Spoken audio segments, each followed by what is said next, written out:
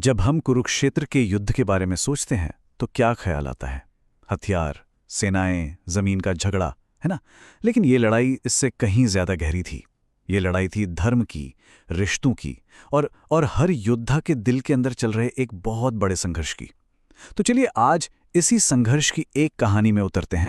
एक बहुत ही गहरी बात कही जाती है कि कुरुक्षेत्र का युद्ध असल में हथियारों का था ही नहीं, ये तो मन का और धर्म का युद्ध था। और ये एक लाइन सच में इस पूरे महासंग्राम का निचोड़ बता देती है। हर कोई, हर योद्धा अपने धर्म और अपने कर्तव्य के बीच में उलझा हुआ था। लेकिन एक सवाल उठता है कि ये जो अंदरूनी लड़ाई थी, ये सबसे बड़ी किसके मन में चल रही थी? कौन था वो योद्धा जिसका एक सच, सिर्फ एक सच, पूरे युद्ध का पासा पलट सकता था? और वो योद्धा था कर्ण। तो कर्ण की कहानी की शुरुआत होती है उसके जन्म के एक गहरे रहस्य से, एक ऐसा सच जिसे समाज के डर ने छुपाए रखा, और इसी एक सच ने कर्ण की पूरी जिंदगी का रास्ता ही तय कर दिया। सोचिए, दुनिया उसे क्या कहकर बुलाती थी? सूतपुत्र, मतलब एक सारथी का बेटा। लेकिन उसकी काबिलियत, अरे उसकी धनुर्विद्या तो ऐसी थी कि वो अर्जुन को सीधी टक्कर देता था।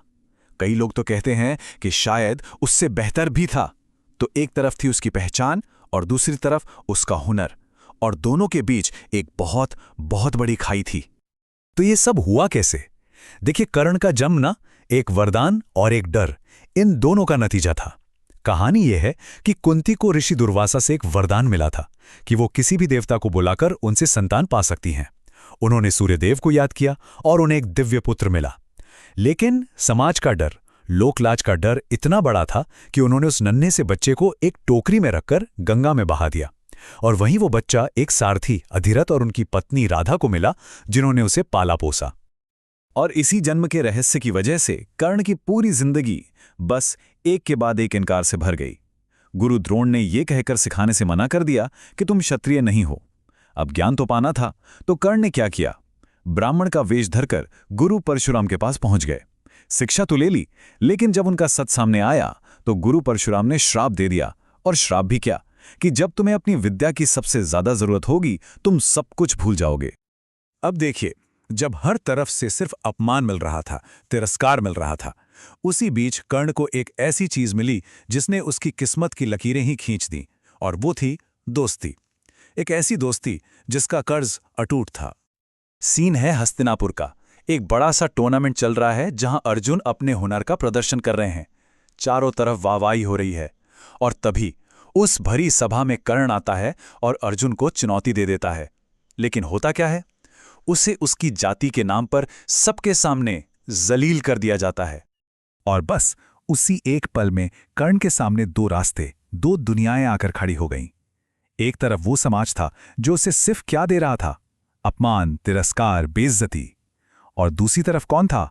दुर्योधन, जिसने उसे वो दिया जिसके लिए वो तरस रहा था, सम्मान दिया, अंग देश का राजा बनाया, और सबसे जरूरी, अपनी दोस्ती दी।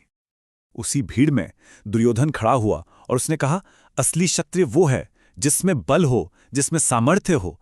मैं आज से इसे अंग देश का राजा घोषित करता हूं। ये सिर्फ शब्द नहीं थे, ये कर्ण के लिए एक नई जिंदगी थी। और उसी पल कर्ण ने तय कर लिया कि वो दुर्योधन के लिए अपनी जान भी दे देगा। और अब कहानी उस सबसे अहम मोड़ पर पहुंचती है। युद्ध शुरू होने से ठीक एक शाम पहले, जब श्री कृष्ण कर्ण के पास पहुंचते हैं और उसके सामने एक ऐसा प्रस्ताव, एक ऐसी शर्त रखते हैं जो अगर मान ली जाती तो महाभारत का इतिहास ही कुछ और होता। श्री कृष्ण को यह बात बहुत अच्छी तरह पता थी कि कर्ण की ताकत, अकेले कर्ण की ताकत युद्ध का नतीजा बदल सकती है। इसीलिए वो बिल्कुल अकेले सूरज ढलते वक्त कर्ण से मिलने गए, एक ऐसा सच बताने जो कर्ण की जिंदगी की नींव हिला देता। और वहां कृष्ण ने वो राज खोला जिसे आज तक छुपाया गया था। उन्होंने कहा, कर्ण, तुम सूतपुत्र नहीं हो, तुम कुंती के बेटे हो, तुम पांडवों के सबसे बड़े भाई हो। जरा सोचिए उस पल के बारे में, जिस पहचान के लिए, जिस सम्मान के लिए कर्ण ने पूरी जिंदगी संघर्ष किया, वो सच अचानक उसके सामने आ खड़ा हुआ था।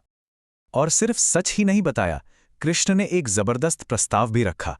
उन्होंने कहा, अपने भाइयों के पास आ जाओ, पांडवों की तरफ आ जाओ, तुम्हें हस्तिनापुर का राजा बनाया जाएगा। युधिष्ठिर, भीम सब तुम्हारी सेवा करेंगे। अरे तुम्हारा सबसे बड़ा प्रतिद्वंदी अर्जुन, वो तुम्हारा छोटा भाई बनकर तुम्हारे चरणों में बैठेगा।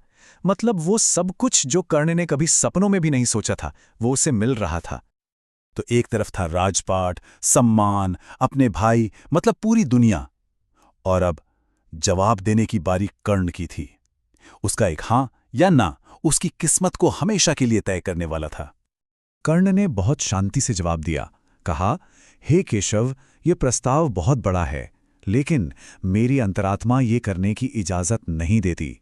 जिस दुर्योधन ने मेरा तब साथ दिया जब कोई नहीं था, मैं उसकी दोस्ती को धोखा नहीं दे सकता।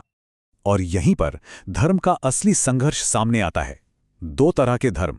श्री कृष्ण का धर्म कहता था कि तुम्हारा कर्तव्य अपने परिवार, अपने खून के रिश्ते के प्रति है। पांडव तुम्हारे भाई हैं। लेकिन कर्ण का धर्म क्या था? उसका धर्म था दोस्ती का धर्म। उसका कर्तव्य उस इंसान के प्रति था जिसने उसे सम्मान दिया जब पूरी दुनिया उसे ठुकरा रही थी। ये दो सिद्धांतों की सीधी टक्कर थी। कर्ण ने अपनी किस्मत को अपनाते हुए कहा, मैं यहां धर्म की रक्षा करने नहीं आया हूं, मैं तो बस दोस्ती का कर्ज चुकाने आया हूं। मुझे पता है कि दुनिया मुझे अधर्मी कहेगी, गलत कहेगी, लेकिन शायद यही मेरी नियति है। उसने सब कुछ जानते हुए भी अपने लिए एक मुश्किल रास्ता चुना। कर्ण के इसी एक फैसले ने उसकी पहचान हमेशा हमेशा के लिए बना दी। तो सवाल ये है कि उसकी विरासत क्या है, धर्म की या दोस्ती की? और फिर आया वो आखिरी दिन। युद्ध के मैदान में कर्ण और अर्जुन आमने सामने थे। घमासान युद्ध चल रहा था और तभी वो श्राप सच हो गया। कर्ण के रथ का पहिया जमीन में धंस गया। वो निहत्था था, उसने युद्ध के नियमों का वास्ता दिया, लेकिन श्रीकृष्ण के कहने पर अर्जुन ने वो आखिरी बाण चला ही दिया। तो आखिर में हम कह सकते हैं कि कर्ण का धर्म क्या था? वो जन्म या खून के रिश्ते से बंधा हुआ धर्म नहीं था। वो सम्मान और दोस्ती के उस कर्ज से पैदा हुआ धर्म था जिसे वो हर हाल में किसी भी कीमत पर चुकाना चाहता था। और अंत में खुद श्री कृष्ण ने कर्ण को वो सम्मान दिया जिसके वो हकदार थे। उन्होंने कहा, हे राधे, दुनिया तुम्हें हमेशा सबसे बड़े दानी के रूप में याद रखेगी और उस इंसान के तौर पर याद रखेगी जो सच जानते हुए भी चुप रहा। और यही कर्ण की कहानी हमें एक बहुत बड़े सवाल के साथ छोड़ जाती है। जब चुनाव करना हो तो क्या सही है, वो धर्म जो समाज ने बनाया है या वो धर्म जो दिल मानता है? दोस्ती या कर्तव्य? इसका कोई एक सही या गलत जवाब नहीं है। और शायद यही कर्ण की कहानी का सबसे बड़ा सबक है।